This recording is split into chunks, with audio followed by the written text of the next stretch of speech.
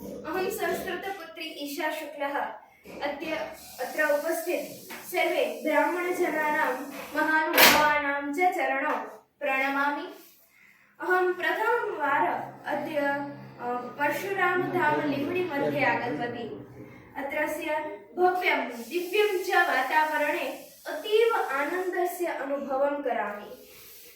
अतः परशुरामधामस्य अतीव सुन्दर आयोजनं ये कृतवन्तः तेषाम् आयोजकानाम् अहं धन्यवादं स्वीकरोमि तथा च भूरि भूरि शुभेच्छा अपि ददामि।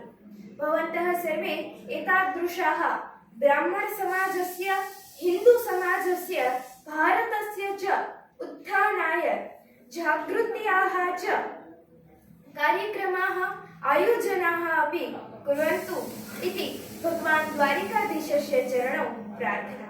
धन्यवादः। जयतु संस्कृतं, जयतु भारतम्। हर हर महादेव। अरे वाह बेटा।